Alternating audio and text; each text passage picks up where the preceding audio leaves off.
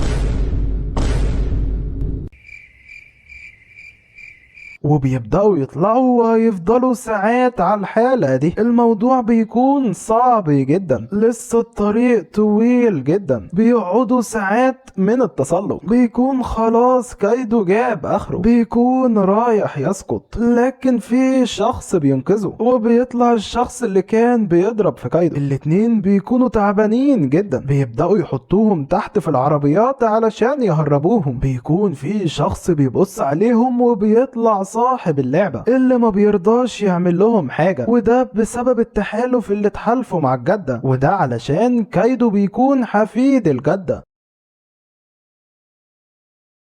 واخيرا بيهربوا من المكان ده. ميرا ما بتكونش مصدقة لكن في نفس الوقت بتكون زعلانة على شون، وده علشان كانوا مخططين اللي هم يهربوا كلهم، لكن لسوء الحظ الخطة بتاعتهم بتتغير. بتتمنى اللي شون يقدر يطلع من المكان ده، وكايدو بيتساءل هي الجدة راحت فين، فبيجيله اتصال اللي هو المفروض يروح المستشفى في اسرع وقت. بيتوتر جدا وبيخاف على الجدة. نرجع بقى لشون اللي بيقرر ياخد تليفون البنت الصغيرة وبتعيط وبتكون عاوزة التليفون. نرجع بقى لوحش الكهرباء اللي بيكون متعصب جدا من ابو منشار وعلى طول بيهجم عليه وبيكهربه وبيقدم عليه وبيسأله اين الطفلة، لكن بنعرف ان الوحش ابو منشار ما بيقدرش يتكلم، فبيقرر يبعت رسالة لتليفون الطفلة. وهيزر بتشوف الرسالة وبتقول ان الوحش ابو كهرباء بيدور على الطفلة، وهيزر بتدخل غرفة الطفلة وبتلاقي الحجر الاخير. فشون بيستغرب ان هيزر بقت ما بتخافش من المجسمات اللي جوه، وشون بيقرر يسيب الطفلة وبيقول لها اللي هو هياخد تليفونها عقابا ليها، وده علشان هي حاولت تقتله. وبيمشوا وبيسيبوها والطفلة بتكون متعصبة علشان خد تليفونها وبتقوله اللي هي هتنتقم منه. نرجع بقى لكايدو اللي بيروح عند الجدة وبيلاقيها تعبانة جدا، طبعا بيخاف عليها وبيعرف اللي هي هتفارق الحياة، بتكون خلاص رايحة تموت. بتقرر تشوف حفيدها قبل ما تموت، بتمسك ايده كأنها بتودعه، بيعيط وبيقول لها اللي هو مش هيقدر يعيش من غيرها، لكن خلاص بتسيب ايده وبتموت. بيزعل عليها جدا. نرجع بقى لشون اللي بيلاقي غرفة احجار الهروب اللي المفروض يحط احجار الهروب في الاماكن دي، وبالفعل بيعملوا كده والغرفة بتشتغل. بيتفتح باب وراهم وبيطلع شخص من مؤسسين اللعبة بيهنيهم اللي هم وصلوا للمرحلة الاخيرة، بيطلب منهم اللي هم ييجوا وراه وبيوريهم المكان كله، بيعرفهم على الجهاز الجديد اللي بيختبر الشخص عمل جرائم ولا لا، وبيسألهم لو حد فيهم عاوز يجربه. شون بيقرر يجربه وبيعدي من الاختبار بنجاح، يعني ده معناه ان شون ما قتلش برايون. فصاحب القناع بيسأله امال انت ايه اللي جابك هنا طالما انت ما قتلتش برايون؟ شون بيفتكر لما كان برايون معاه في نفس الصف، لكن المشكلة كل واحد بيروح جامعة مختلفة وكان بيتقابلوا من الوقت للتاني، وبيعرف ان برايون اتغير جدا، بيقتل المجرمين وبيعمل تجارب على جثتهم، لكن الموضوع بيتطور وبقى بيقتل الناس الابرياء، وعشان كده بيقرر يقتل برايون. وشون بيكون متأكد اللي هو ما ماتش، وشون برضو بيكون متأكد ان برايون ليه علاقة بوجودي في المكان ده. نرجع بقى لصاحب اللعبة اللي بيكلم رؤساء العالم وبيقول لهم قد ايه المنظمة اللي هو عاملها ناجحة اللي هي غرفة الهروب، وبيقول اللي هدف المنظمة دي اللي هم يقللوا المجرمين، لكن بيكون في بعض الرؤساء مش مقتنعين بالكلام ده، وده علشان يمكن يحصل كوارث واخطاء كبيرة، فبيقسم لهم بحياته لو حصل اي خطأ هيتم اعدامه، زي مثلا قتل شخص بريء، وعلشان يثقوا فيه اكتر بيوري لهم وشه الحقيقي وبيطلع جون، وبنعرف اللي جون ده بيكون متحالف مع برايون صديق شون، وده علشان برايون شخصية ذكية جدا وبيفهم في الهاكر والحاجات دي، يعني زي ما تقول كده جون وبرايون هم اصحاب لعبة غرفة الهروب. وبرايون كان كل الوقت ده بيختبر شون وعاوز يشوف تصرفاته لو فعلا برايون كان مات، وعلشان يشتت انتباهه عرض له صورته على الشاشة، وده علشان شون يتساءل صديقه عايش ولا لا.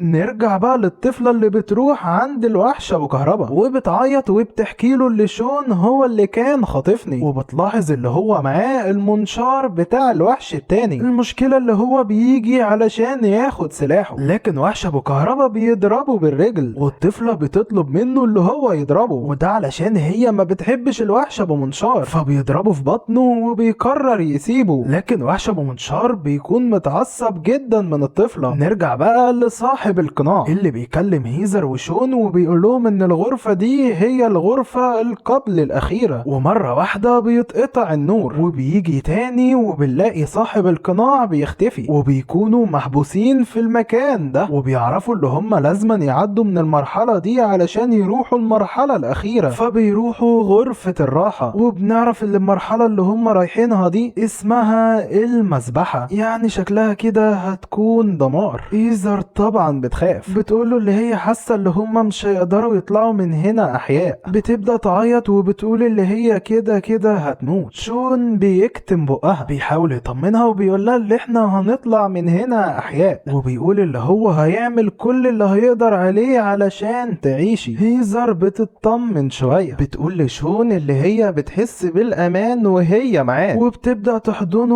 وتنام جنبه. وعلشان نفهم ما هي غرفة المسبحة، مين فينا ما يعرفش بابجي اللي بينزل حوالي 100 لاعب وبيفضلوا يتقلصوا شوية شوية؟ دي نفس فكرة المسبحة والبقاء للأقوى. نرجع بقى للطفلة اللي بتكون بتلعب مع الوحش ابو كهربا، لكن الوحش ابو كهربا بيجيله رسالة اللي بدأت غرفة المسبحة. يعني بنعرف ان كمان وحش ابو كهربا في غرفة المسبحة، وبيجي تاني يوم وبيكون في لعيبة مع بعض. شون بيجي وراهم وبيضرب اول واحد بالمقشة، الاتنين التانيين ما بيلحقوش يبصوا وهيزر بيتكهربهم. بيكونوا موهوبين جدا اللي بيفضلوا يقللوا في عدد اللعيبة، بيتعاونوا مع بعض علشان يطلعوا من المكان ده. المشكلة اللي شون بيكون رايح يضرب شخص، الشخص بيضربه بالرجل في بطنه، لكن هيزر بتكهرب الشخص. شون بيتوجع جدا وبيقول لها ان الموضوع بقى اصعب، وبيعرف ان فاضل 16 لاعب. هيزر بتكون خايفة لحسن الوحوش دولت يكونوا موجودين. لسه شون بيقوم وبيقول لها يلا نكمل مشي، بنلاقي شون بيتكهرب. هيزر بتبص وبتتصدم، اللي خايفين منه بيحصل. وحش ابو كهربا وبيكون معاه البنت الصغيرة اللي بتقوله ان الشخص ده هو اللي كان خاطفني، اللي بيتعصب جدا من شون وبيروح عليه علشان يقتله، لكن لحسن الحظ شون بيصد الضربة بالشنطة. شون بيكون مطمن شوية، وده علشان الطفلة مش معاها الدمية بتاعتها، يعني كده هما 2 على 1. وشون بيتصدم لما بيلاقي الوحش بيمسك الطفلة وبيرفعها، بيمسكها كدرع ليه، وده علشان بيكون عارف ان شون مش هيأذي الطفلة وبيهجم عليه، لكن شون بيصد بالعصاية فبيضربه بالرجل في بطنه. وهيزر بتكون عاوزة تساعد شون، لكن شون بيقول لها ما تكهربوش، وده علشان هو ماسك الطفلة. المشكلة اللي بيلاحظ حد جاي عليهم، بيكون وحش منشار.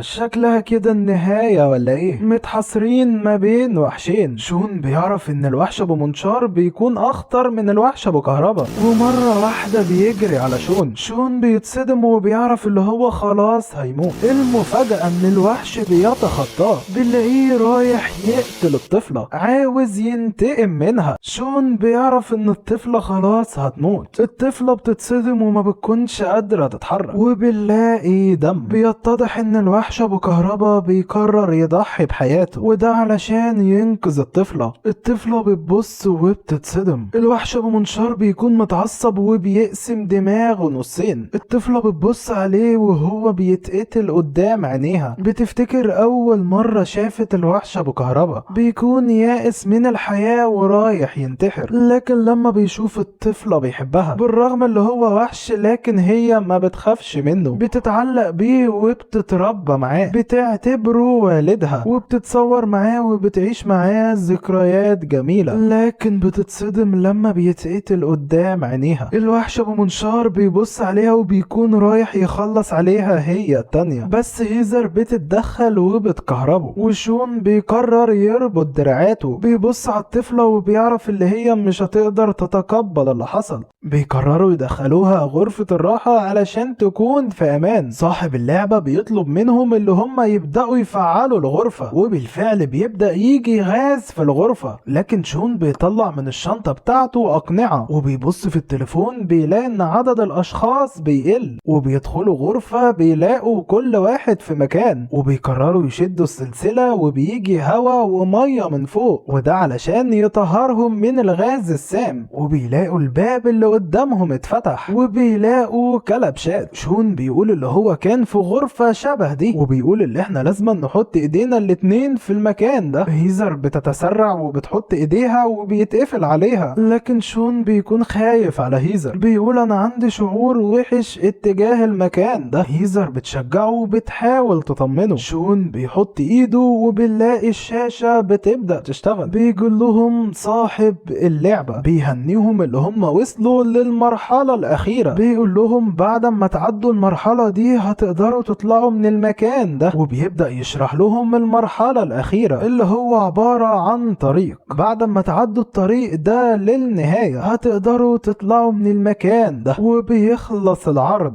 وبيبدأ يتفتح لهم الباب وفي سلسلة بتجرهم، وبيتقفل الباب اللي وراهم. بيعرفوا ان هو ده الطريق اللي كان بيتكلم عليه، وبيكونوا لازما يتحركوا بخطوات بطيئة بطيئة. شون بيمسك ايد هيزر، بيقرروا ما يتخلوش عن بعض، لكن بيكون عنده احساس سيء، بيكون حاسس اللي هو هيفقد هيزر، عكس شعور هيزر اللي بتكون فرحانة اللي هم اخيرا هيطلعوا من هنا. بيبدأوا يتكلموا ويهزروا مع بعض عبال لما الطريق ينتهي، وبالفعل الطريق بيخلص. بيدخلوهم في غرفة جديدة. شون لما بيبص على الغرفة دي بيتصدم، بيلاقي مسدسين. اللعبة بتشدهم وبتوقفهم قدام بعض، وبتحط حبل المشنقة عليهم هما الاتنين. شون بيكون حاسس اللي هما هيعملوا كده، يا قاتل يا مقتول. هيزر بتقوله اللي هي كمان كانت عارفة، بتقوله اللي انا كده كده مذنبة عكسك انت يا شون، انت ما عملتش حاجة. وبتقوله اللي هي عاشت معاه لحظات سعيدة، بتشكره على كل ثانية قضيتها معاه. بنلاقي الارض اللي واقفة عليها هيزر بتبدأ تنزل، بتبدأ تتخنق. شون بيحاول يطلب اي حد يساعد هيزر، لكن بتقوله اللي هي عارفة اللي كان هيحصل معاها كده. بتقول اللي هي كانت سبب موت اشخاص كتيرة، لكن ما كنتش عاوز اقولك علشان ما تكرهنيش. بتقوله حاول انت بس تعيش بشكل عقلاني وتعيش حياة سعيدة. وبنلاقي مرة واحدة الارض بتنزل، هيزر خلاص بتتخنق، وبنلاحظ ان شون بيبدأ يتخنق هو التاني. هيزر بتقوله اللي هي كده كده هتموت، وبتترجاه اللي هو يضربها بالمسدس علشان ما يموتوش هما الاتنين. شون بيقرر يسمع كلامها وبيتأسف لها وهو بيضربها بالنار.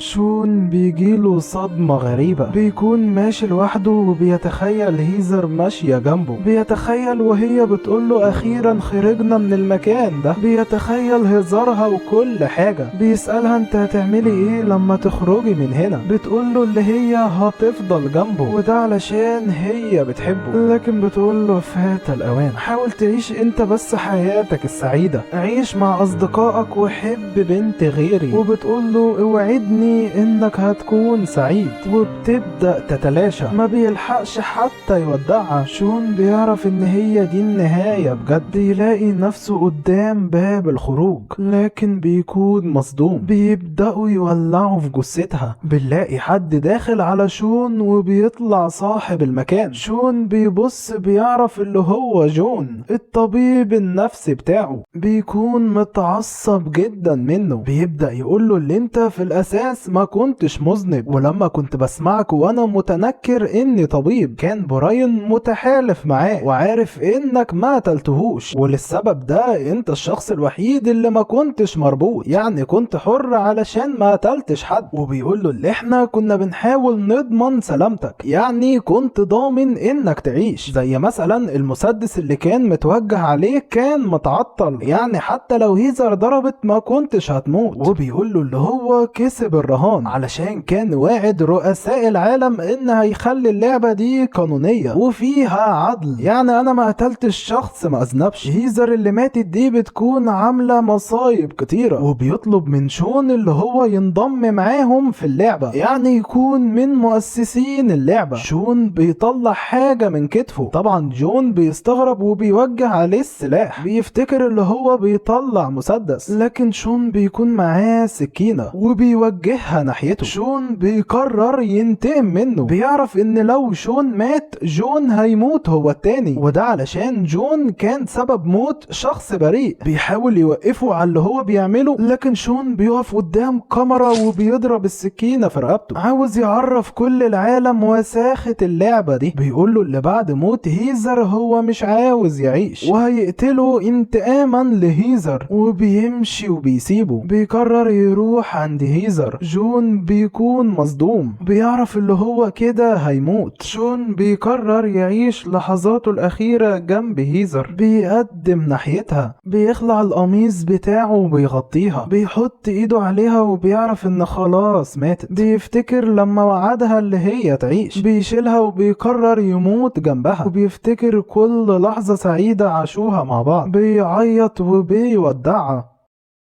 نرجع بقى للخنزير اللي بيتصل بشخص ما، وبنعرف اللي هو سيتم اعدامه، وبيجي في وسط البحر وبيكون في ادوات تعذيب وكاميرا، وبنعرف ان صاحب اللعبة جون هيتعدم قدام العالم كله، وده علشان ينفذ قوانين اللعبة عشان هو سبب في موت شون، وشون كان شخص بريء وبيقرر يظهر شكله قدام العالم كله. وقبل ما يتعدم بيتعذب بأوسخ أنواع التعذيب، بيتقطع دراعه وبيتحط حديدة في عينه، بيموت وهو ما بيكونش مصدق اللي شون كان سبب موته. وبيخلص العرض لكن بنلاقي حد بيخترق الشبكة وبيظهر براين صديق شون، وبيقول اللي هو هيكون الرئيس الجديد للعبة وهيحط قوانين جديدة وهيخليها لعبة مختلفة تماما. وبيقول اللي هو ما قتلش شخص بريء، وكان بيتظاهر قدام شون اللي هو بيقتل اشخاص بريئة، وده علشان يختبر سلوكه. وشون لما بيعمل كده بيقرر يقتل براين، لكن هو في الحقيقة ما ماتش، ده كان مختفي وبيشتغل في صمت، وبيكون زعلان على صديقه اللي مات بسبب جون. وبيخلص العرض، وطبعا بتكونوا فاكرين سوجان اللي بعد ما بتتسحب علشان اللعبة تقتلها بنعرف اللي طوال الوقت ده كانت عايشة،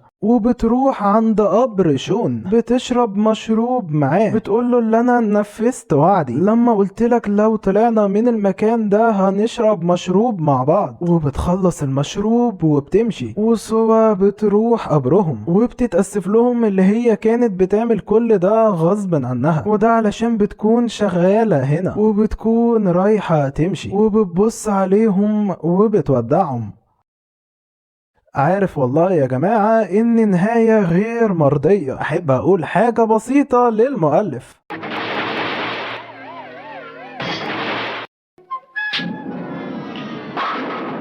وطبعا كلنا بنكون بنتمنى نهاية سعيدة زي مثلا يطلعوا عايشين ويتجوزوا بعض، لكن تقريبا مؤلف القصة قريب مؤلف إسياما وماشي بمبدأ لا للرحمة. والله يا جماعة انا ذات نفسي لما شفت النهاية ما صدقتش، قلت حتى شون يعيش ويتجوز اي حد غير هيزا مثلا سوا او حتى البنت دي او حتى دي. المهم ما تنساش تعمل لايك واشتراك علشان فيديو كبير زي ده بياخد مني مجهود كبير. والله يا جماعة بقالي حوالي شهر بعمل فيه. واهم حاجة ما تنساش الصلاة على النبي والدعاء لاخواتنا.